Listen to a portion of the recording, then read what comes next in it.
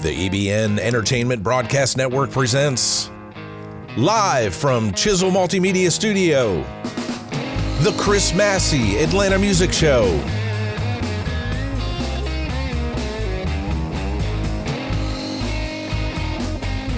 Here's your host, Chris Massey. Hey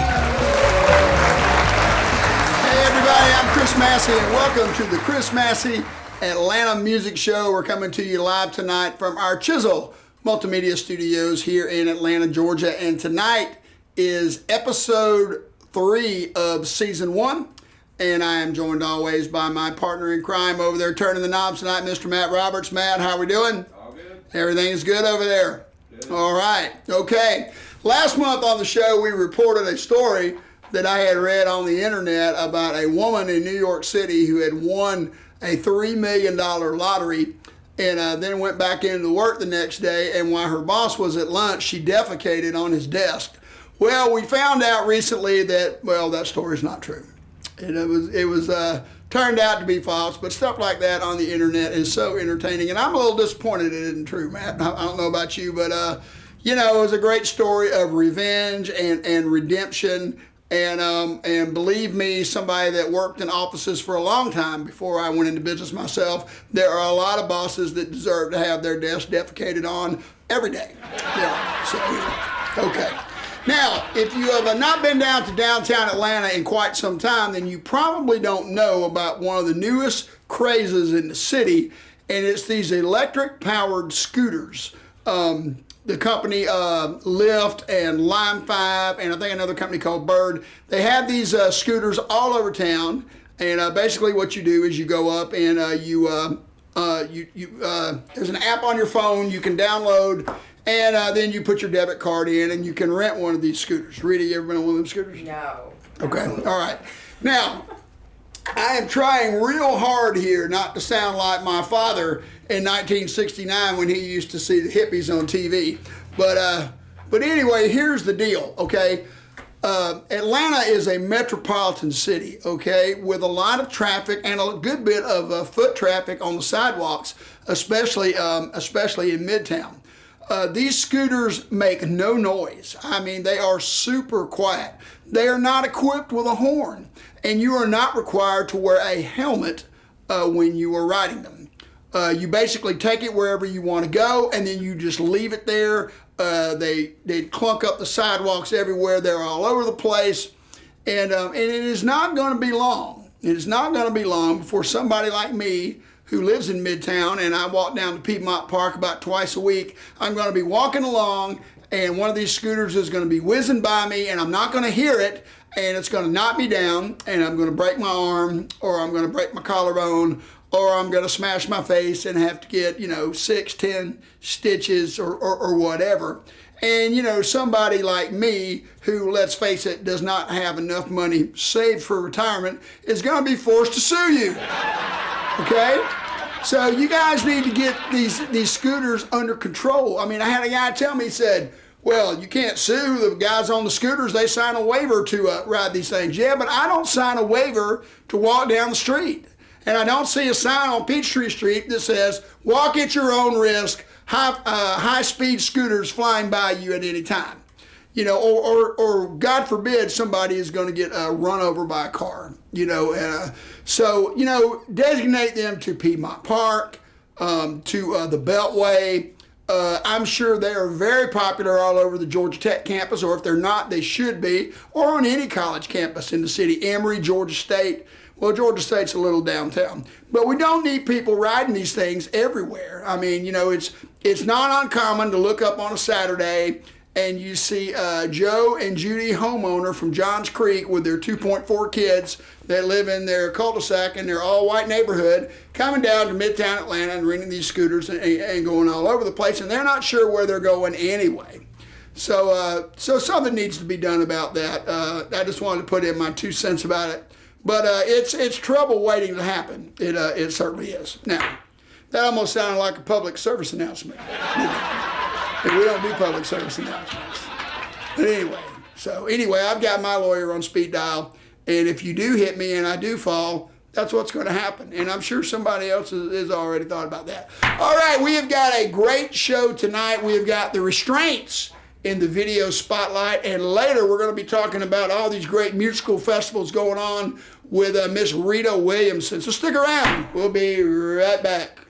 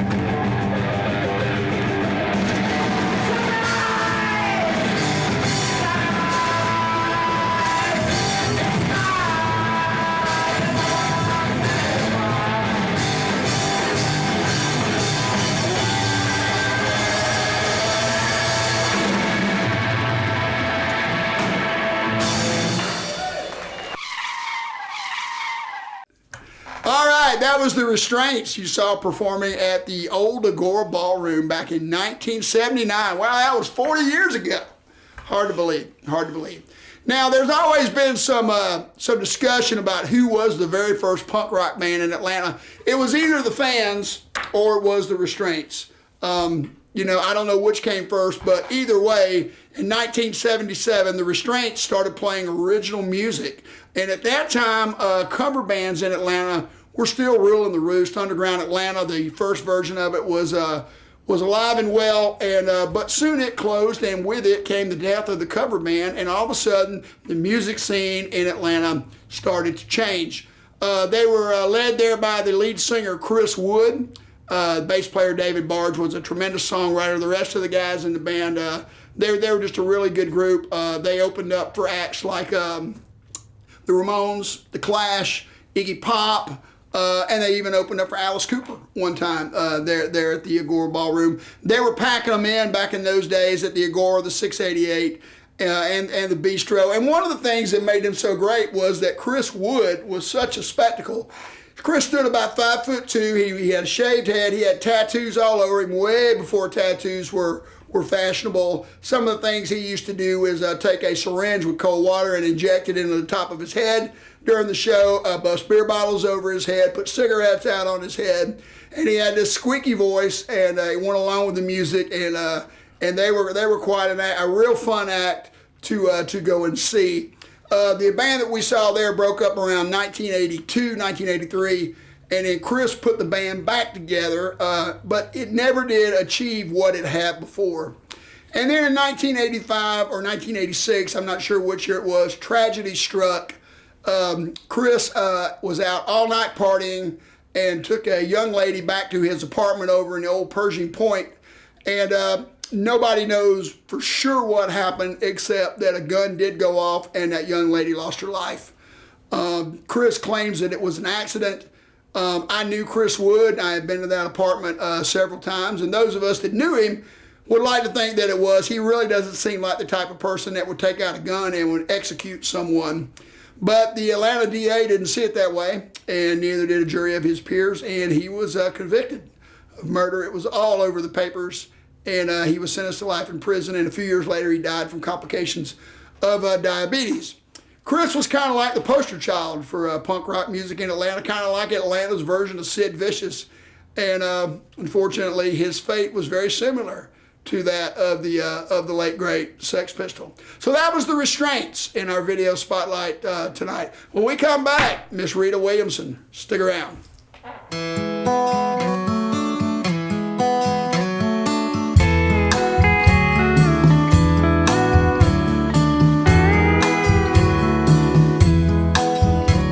The sun is sinking slow in the desert sky. Another day has come and gone by. Here I sit without you, drinking my wine. California country in the summertime. I can hear the freeway outside my door. A voice inside me says she couldn't take no more.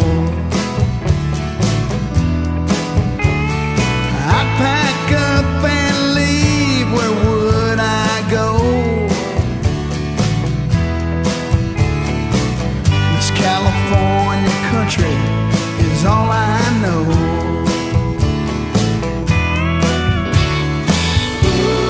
There's no reason to the why. All the notes she left I read only said goodbye.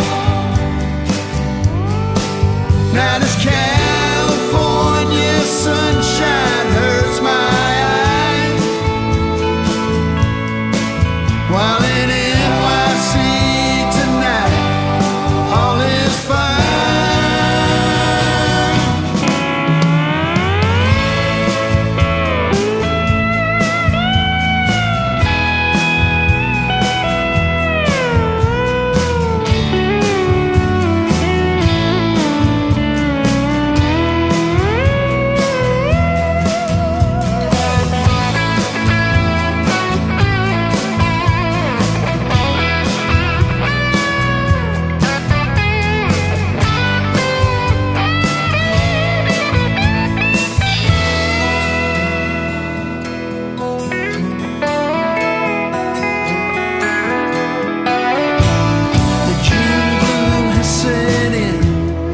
Nothing's bright.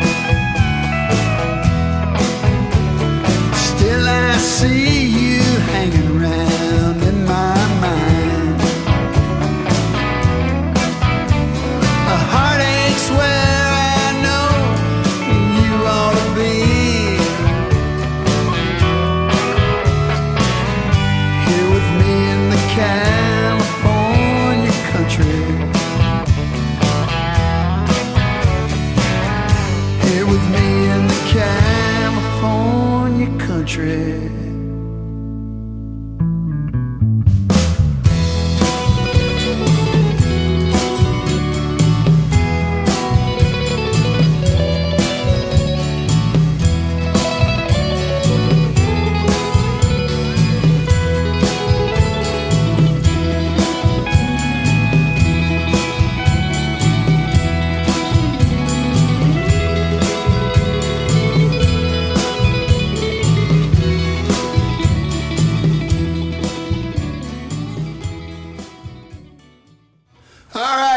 You were watching the video from my latest album with the Chris Massey Band, California Country, here on the EBN Entertainment Broadcast Network.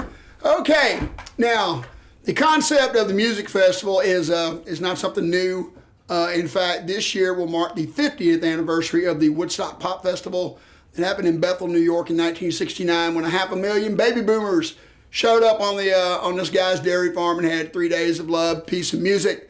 2 years before that, they had the Monterey Pop Festival, and that was the one that really got it going. So in the late 60s, these 3-day festivals were big everywhere all over the country. We had a couple of them here in Atlanta. The second Atlanta International Pop Festival drew 500,000 people. And of course, Jimi Hendrix was the big headliner at that.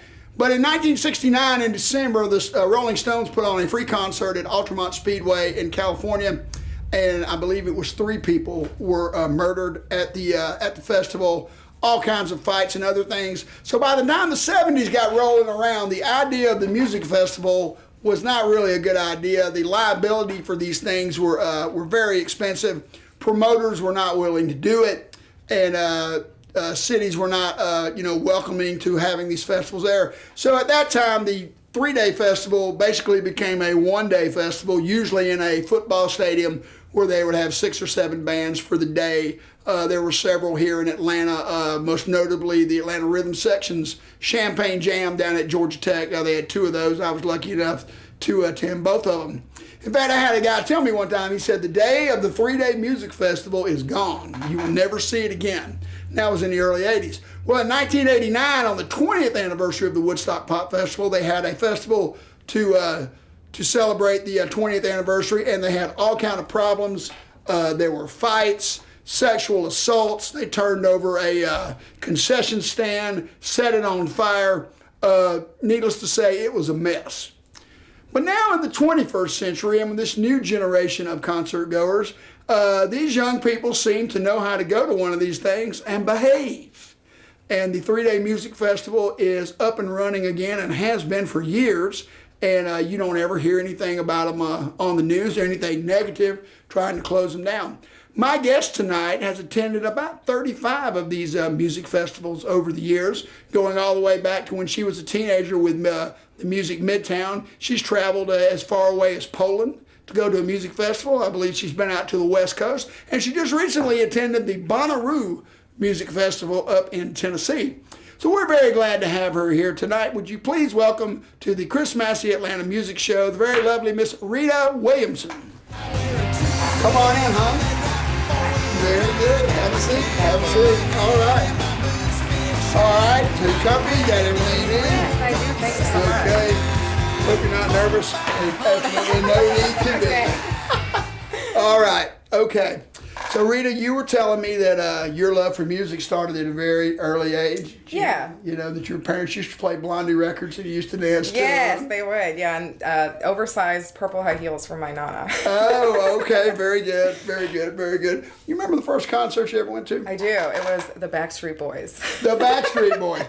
Well, that would be true. No, my wife is 14 years younger than me, and I believe her first concert was the Backstreet Boys. Might even have been at the same show. So when you're a teenager, the Music Midtown is starting to kick off. Yeah. Mm-hmm. And you go down here for these festivals, and Music Midtown's been around now for what, 25 years. Yeah, a long time. A long time. Okay. So as far as the city, as some of the festivals you've been to, how's Music Midtown? So I like it. It's the only complaint I have about Music Midtown is in this very sprawling park with a lot of hills. So like sometimes you're running to one show and you don't quite get there in time, or maybe you're just a little tired and you stay put. Mm-hmm. But other than that, it's a great venue. I really like Piedmont Park. Now, was the show better? Was it better in Piedmont Park, or was it better when they had it in the city?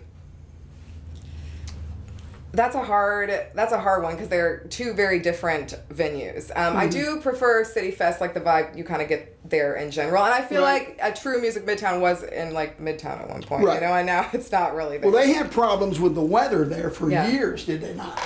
And it was just recently here in Atlanta, was it not? Music Midtown? Did you attend this last festival? I did. You did? Okay. All right, great. Okay. Now, the 3-day music festival, where there's camping involved. Yes. I mean, this is an all-weekend thing. Is it usually run Friday, Saturday, Sunday? Is that Some of them start on Thursday, so it kind of depends. Bonnaroo is a Thursday through a Sunday. Halloween is Thursday through Sunday. I think Okeechobee, the last year they did it, they put an extra day on it, I think, maybe. So it kind of depends on where you're going. Okay. What you're doing. Now, do these festivals, is there a peak time, or is it pretty much get crowded the first day, or is like Saturday the big day, and how do they do the acts? Do the biggest acts, did they have a big act each night, or is there like one act that everybody's kind of zoned in on to see? So there are headliners each night. Like bigger names usually are at the end of whatever night. As far as like getting there, I go pretty early because I like to get my spot in and settled and try to avoid traffic as much as possible because it does get thick. Sure. And people will kind of trickle in all weekend. You'll see people, coming in Friday, Saturday, and then sometimes people leave early, like they start leaving on Saturday or Sunday. Okay. All right. And have you ever been to a festival where weather caused it to be short? Well, there's always like the chance of rain, but I bring appropriate rain gear, like boots and a jacket, and like extra ponchos and things. So I think the more you do these things, the more you kind of learn about what you need. And unlike the festivals in the 60s, I'm sure there are plenty of concessions. There are everywhere because people are looking to make as much money as they can. Absolutely. On these things, and I imagine it's pretty high prices for some of this. Oh, for sure. Yeah, for sure. I mean, like for a beer and a festival downtown, you're looking at like $12 at least, I think. Well, that 20th anniversary of Woodstock in 1989, what caused the riot was a water vendor was selling water at $8 a bottle. Yeah, there's water stations everywhere now. You can obtain that for free, which they should do because it's hot out there. All right, now what does it generally cost to go to one of these things? It depends on what you're doing. So like a camping festival, upwards of $400. Sometimes if you're doing VIP, those packages are more expensive. You could spend $1,000 on them. Okay. If you're just doing a city fest, you can get it for $200. Okay. Yeah. Now, what is all included in a VIP generally? So you get like trailered bathrooms, which are temperature controlled, and like flushing toilets and washable hands. You usually get a preferred seating or standing room, whatever. And then sometimes they'll let you go up into the side of the stage from the top and kind of look down. I've done that before in VIP. It just kind of depends on where you are and what you're doing. I got you. Yeah. Now, have you been able to meet any of the musicians at any of these festivals? So I met the guy from the Revivalists in the crowd at 420 one year when I was on the VIP side. Okay.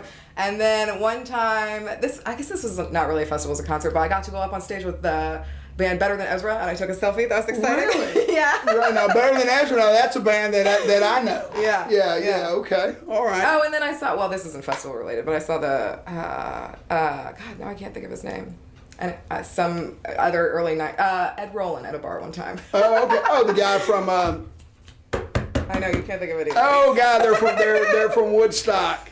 What are they called? Collective Soul. Yes. Collective Soul. Yeah, we've been trying to get Ed on the show for. Yeah. Right. I think he's playing at like some local like bar or Christian something. rock and Oh, stuff is he now? Okay. Yeah. Well, I don't follow that, but I did see him once. Yeah. That's like my rock star celebrity. Yeah, he's one that's one of those bands from the 80s and 90s that got out of Atlanta and got signed and made some money. So now, when you how do you pick a festival? When you see a festival that's going to be one, what is it about it that makes you say, hey, this is the one I want to go to right here? So there's like a couple different factors. The lineup is heavily influential, obviously. Also, like where it is, sometimes a newer festival provides a little more draw because I haven't been there before. Okay. And then sometimes the other end of that is like a familiar place is nice too. Also, I have kind of like a festival family of people that kind of travel all around. Like, where can we synchronize? What's like a central location? Can you come to this one? Can I go to that one? Now that's cool. Yeah. That's cool. And these people live all over. All over? Yeah, all over. Yeah. All over. Oh, East Coast, West Coast. No, everywhere. so you guys are kind of like festival deadheads that go to these to these concerts and stuff. Oh, that's cool. That's cool. All right. Now, you told me that the furthest away you've ever been to a festival was in Poland. Yes. Uh-huh. Now, and was that your first time to go overseas? For music, yes, but not... Okay, so you had been overseas before. Mm-hmm, mm-hmm. Okay, so how was it different over there? So... it being a European festival, like those are some drinkers, right? So like, the amount of, and there's no liquor at that festival, which is probably good for like heavy drinkers. Mm-hmm. So just like just like seeing people just like passed out in the dust, like at midday. kind of like funny to see. Right. Also, at that festival, you could be all the way to the front and you wouldn't be like pushed upon or like super overcrowded. Like a lot more friendly going in to the crowd, like room to dance. You know, everybody's very helpful there. It's just a really good vibe in general. And not, I don't know, sometimes American festivals when you get in the front, it's just like people are really aggressive, you know? Right, it wasn't like that at all there. And this is like a huge thing. 700,000 people, you say? Yeah. So 700,000 people, so you can just like, now I imagine if you get in the middle of this thing, that's got to be it's either got to be awesome or it's got to be frightening or it's got to be a combination of both. Yeah. So, like, the thickest show there was, I think it was, like, Judas Priest, right? So, okay. And it's, this is, like, more of a metal festival, which is, like... Well, they're big. Yeah, metal is big overseas. Right, exactly. It's not, like, my forte, but I was, you know, this is, like, a super experience, so go. But for, like, that show where it was, like, every single person in that festival was there, I stayed more in the back. But, like, still, you could still see, like, people easily coming in and out. For me, it's a bit overwhelming to be, like, in the thick of the crowd in general, so I tend to stay away from that. I got you. Yeah. Okay. In the Woodstock movie, there's this girl, and she's sitting there, and they're filming her, and she's crying, and she's going, "There's just too many people. Yeah. I just can't handle it." Yeah. It can be a lot if you get stuck in there. I mean, I imagine so. So have you, and you feel safe at these things? Yeah, I do. I do. You know, the crowd doesn't get too No, out of control. no, and like I have again like a good group of people that I go with, and you know everybody kind of looks out for each other. You should have really good friends if you're going to go to a festival. Like that's important. Right. Okay. Now, does the music run continuously? Yeah, for the most part. Like if there's not something on this stage, there'll be something on that stage. I mean, like all night. No, like they cut it off. Depending on what you're doing. Like city festivals, they have a noise ordinance, so everything's cut off by like 10:30 or 11, whatever it is. But for like these other, like Bonnaroo, the main stage cuts off. You know, it's late. I guess it's like the latest night is like 1 or 2 a.m. But then there's like smaller stages again, like in the campsites or like a smaller stage over here that will run, you know, pretty much all night. But smaller bands. But they shut down like the main area and kind of like fence it off, so you can only like go here, and then and then once this is closed, you can only go into the campground where these other smaller stages are. Because I know, like at the Woodstock Festival, they could not get the acts to the venue because of the traffic, so they had to bring in helicopters. So they started about 7 hours later than they were supposed to. Yeah. So it ran 24 hours. Yeah. The Who played like at 4:30 in the morning. Some of them, you know, and just kept going like that. Some of them play at 3 or 4, or you know, end at 4. But I, you know, sometimes I don't make it that late. So. Now, do you have to make yourself rest at these things? I do. Yeah, I do. You have to literally say, yeah. "I'm going to take some time here." Yeah. Also, if not, I imagine by the last day you're completely wiped out. Yeah, that's the thing. Like if I'm tired and it's getting towards like 1 a.m. or something, and everybody else wants to stay out, I will just go back to camp. It's fine, you guys. I just have to go to sleep sometimes. Okay. Or like day naps are a thing too, because sometimes with camping it's very hot overnight. Sure. So you just find a nice shady spot in the day in the grounds. But I imagine you got to eat, stay hydrated. For sure. Get some sleep. Yes. All that stuff. Yeah. Or when you get back to work on Monday. You're whooped anyways. Like you really should take like an additional day off to really recuperate. Right. But you're still like pretty tired. And then like the thing is like you have to come home and unload your car, and you have all this camping stuff to clean, so it's like a whole nother day of See, work. that sounds like going on the road with the band when we do it. When we get back, I mean, you don't want to do nothing. No, and you have just a whole crash, job. and you got all this stuff that's got to be, you know, you haven't done laundry in days and stuff like that. Yeah. So, okay, I get that. So Bonnaroo you just went to. Yes. Now this festival's been around for what, about 15 years? I think the first year was like 2002. Okay, so that'd be 17 years. Okay. Now, music festivals in general, they kind of have a wide genre of music there, is that correct? Mm-hmm. I mean, there's some, some are more concentrated, like there's electronic festivals or whatever, but a lot of them kind of space it out. And Okay, I heard somebody tell me that Three Dog Night performed at Music Midtown. I don't... Now that's a band from, you know who Three Dog Night is, right, Matt? Had that big hit Joy to the World like in 1971, and they performed there, which I found to be odd, but it is also a showcase for a lot of young bands, right? Sure. You know, bands that are kind of on the up and rise, you know, and you see there. Okay, so now, so when is the next music festival how many music festivals have you been to this year? This year, I have not gone to too many, to be honest with you. I've done a little bit other traveling, but I went to Bonnaroo. I've got plans to go to Halloween. And then also there's like shows too intermittently between there. Like I saw Lizzo earlier this year. We have plans to see STS9. There's been Jungle. There's been 100 shows between here and there, but not too many festivals. Okay. Now, you were telling me that the thing that can really be a downer at the festival are the police. Yeah, well, I just feel like it's like Big Brother. Like, I feel like I go to these things to kind of get away and disconnect, and there's Big Brother just, waiting. And it's weird because, when I was 14 when I went to my first rock concert, Blue Oyster Cult and Rush at the Omni. Yeah. $7 floor seats. Yeah. That's how long ago it was. And I get there, and the first band was REO Speedwagon. They weren't even on the ticket, but they played. And then the lights go up, and I look, and there are people rolling pot. Just everywhere. And you can smell it all over the place. And there's cops, and they're not doing anything. Yeah. And it's very peaceful. Yeah. And it was like that for a long, long time. Yeah.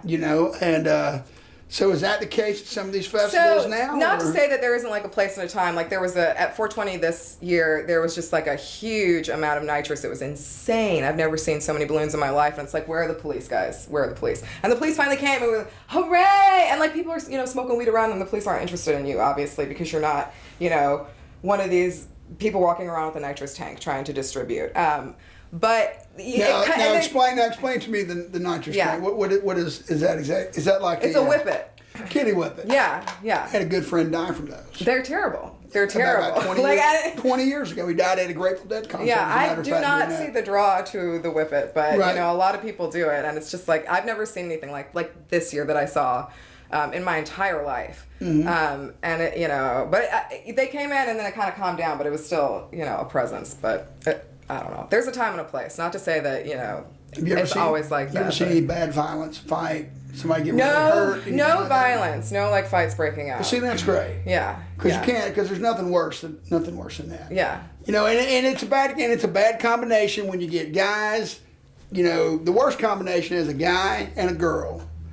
And a guy, and alcohol, and girl pays a little bit too much attention to this guy, just being nice. Yeah. But you know how guys are. Sure. If a girl is nice to you, we think, well, of course.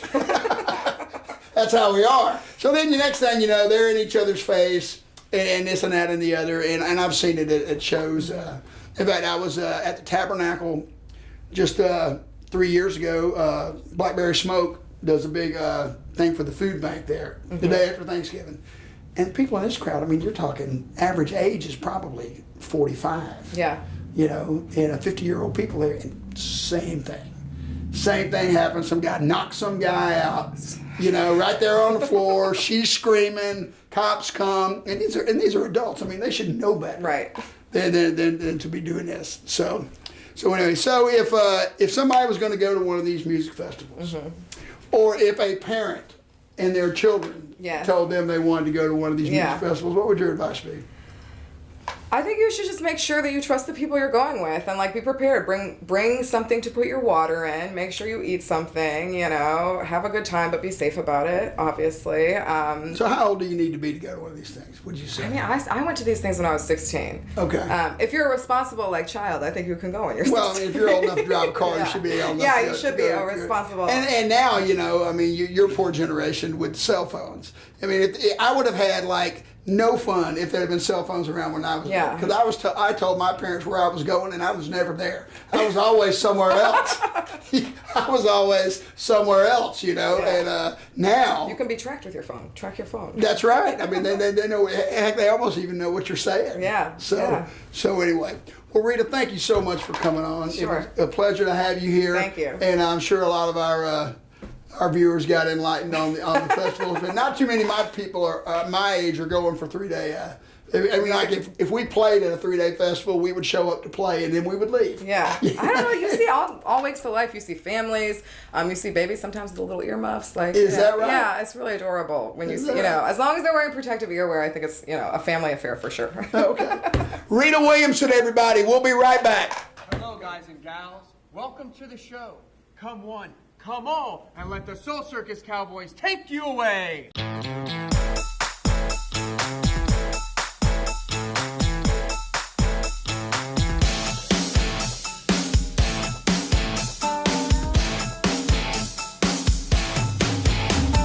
Jacked up, every chrome, hose comb, every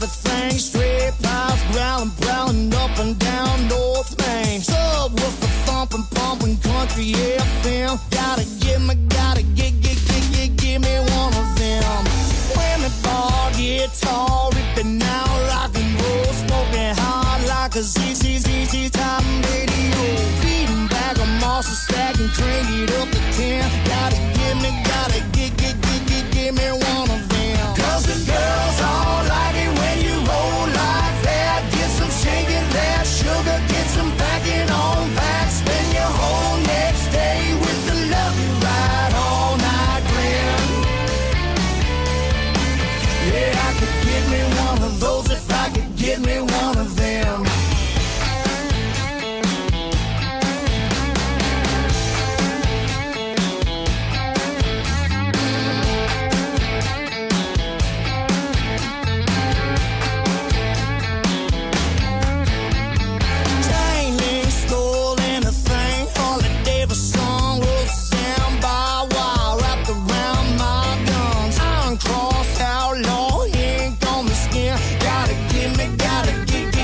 Get me one of them. Cause the girls all like it when you roll like that. Get some shaking that sugar, get some packing on back. Spend your whole next day with the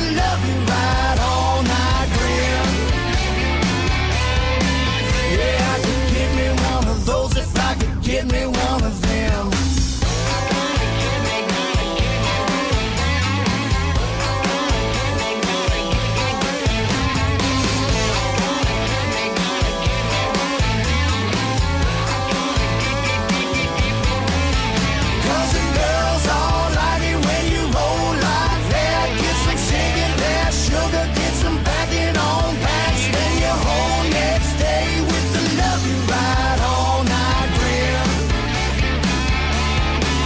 Yeah, I could get me one of those if I could get me one of them.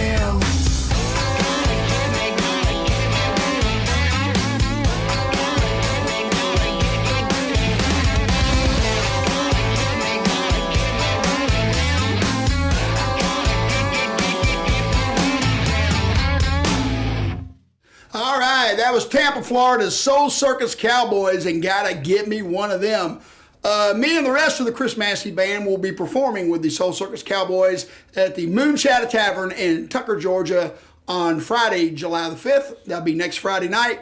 So if you're, you're all recovered from the 4th of July and all the wonderful fireworks, come on out. There's still 2 days left of the weekend for you to recover.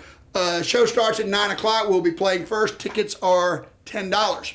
Okay, for being a guest on the Chris Massey Atlanta Music Show, Rita Williamson will receive a 6-month supply of Rice-A-Roni, the San Francisco treat, a case of Turtle Wax, and a 12-pack of O'Doul's non-alcoholic beer. O'Doul's non-alcoholic beer for those times in life when you only need to look like you're having a good time. All right, next month we have got Ray Strickland, the former lead guitar player and singer from the Gasoline Brothers. He's doing a big Tom Petty cancer benefit in Gwinnett County next month. We're going to be here to talk about that. Later on this year, we're going to have John Kincaid, the DJ from the WREK Georgia Tech radio station, and who knows who else that we're going to have.